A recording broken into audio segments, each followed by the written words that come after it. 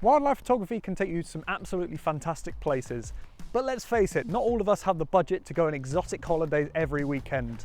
And sometimes we have to face up to the harsh reality of another weekend photographing in Milton Keynes. Which got me thinking, is there a way to make my local reserves even more exciting, even in the middle of winter when it's a lot quieter? Initially, I thought about what do I enjoy about wildlife photography?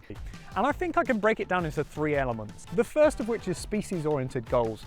For example, if I'm looking for a species which only occurs during a short period of time, such as short-eared owls, or perhaps a very charismatic species like the puffin. And the second thing that I really enjoy about wildlife photography is the creativity element. How can I combine different compositional techniques to make a rather fantastic photo? Oh, it's so muddy! Oh, it's horrible!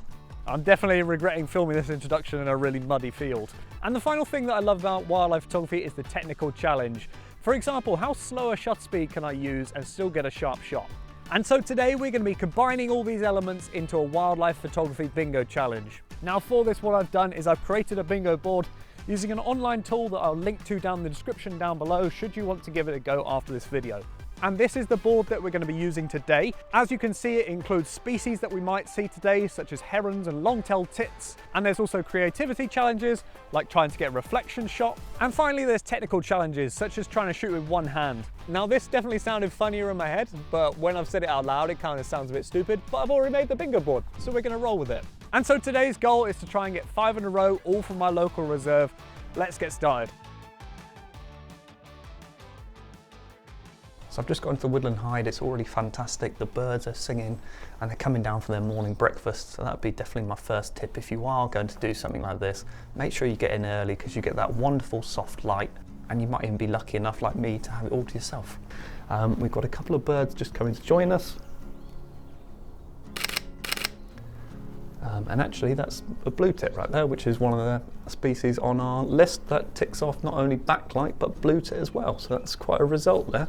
But let's see what else we can get while we're here. So there's 2 other species on my bingo board which I know like to visit this area. That's robins and long-tailed tits. So I'm currently keeping my eye out for them and hopefully they'll come down soon. There's actually a tree creeper out there at the moment, a little bit further away, but fantastic camouflage. I really didn't think camouflage is one that I was going to tick off, but really beautiful.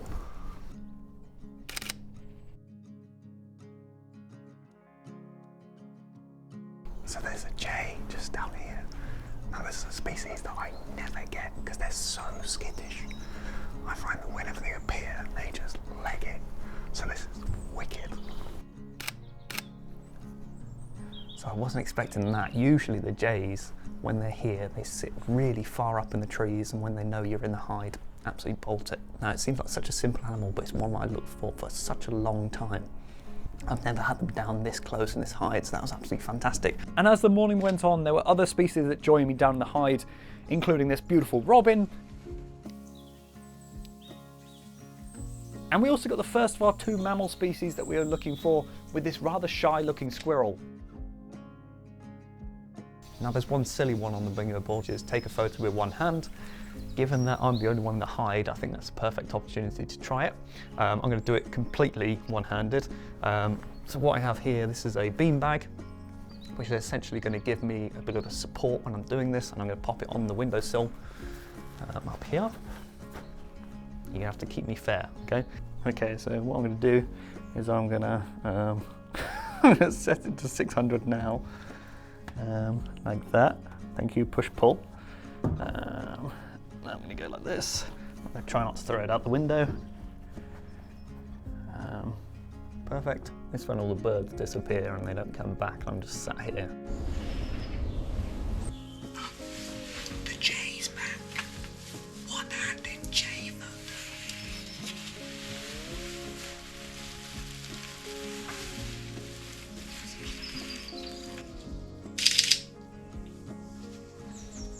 This is so hard.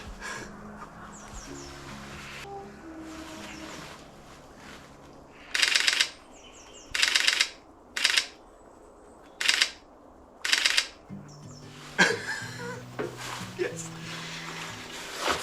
Got the jay one-handed. Oh, that was stupid, but wicked. Having ticked off everything I thought I could from the woodland hide, I decided to go out into the main reserve and see what else I could find.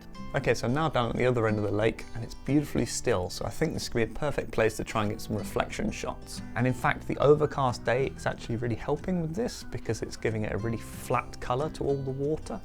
So the reflections are going to look rather nice. And because the birds in this hide are slightly further away, even at 600mm, I'm not filling the frame, so I'm having to use a lot of negative space in my photos. But actually the overcast day and the stillness of the water is making it look like a very beautiful low-key image, which I think actually works quite well.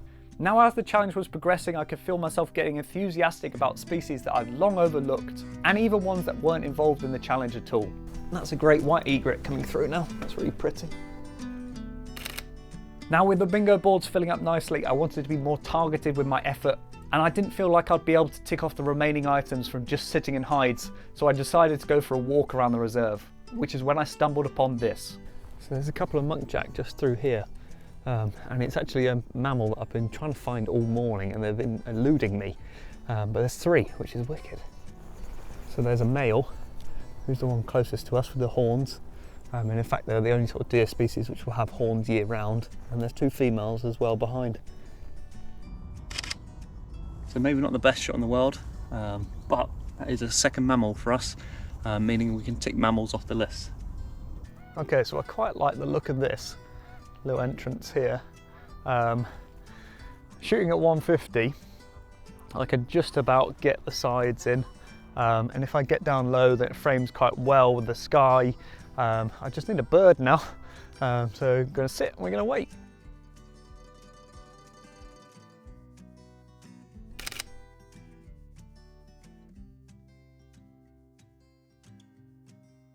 So I've come further around the lake now, and there's a beautiful view of the heronry out in front of me. So to get them in flight, what I'm going to try and do is use a very fast shutter speed, about 1/2000th of a second, and I'm going to track them as they go from the far end of the lake down to the heronry just down here. Now, although this is quite a fast shutter speed anyway, it's generally quite a good idea to make sure that you're as stable as possible at all times. So I'm going to use this bench right here to support myself. And in ticking off heron, there was only one more challenge left to complete to get bingo, but unfortunately it was trying to find a species which so far had eluded me all day. I found the long-tailed tits. They're all in this very tight branches right here, so it's a little bit tricky to get them.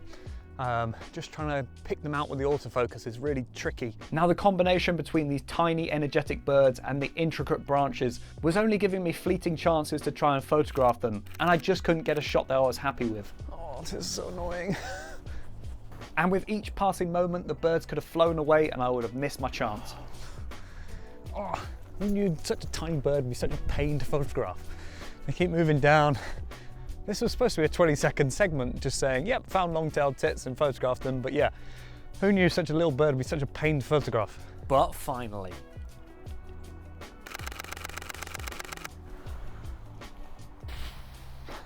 Done. So it's only taken us 6 hours to do, but we finally managed to get bingo down at the reserve here. It's been an absolute ton of fun. So all that's left to say is I really hope you've enjoyed this video. If you did, consider hitting that subscribe button and I'll catch you at the next one.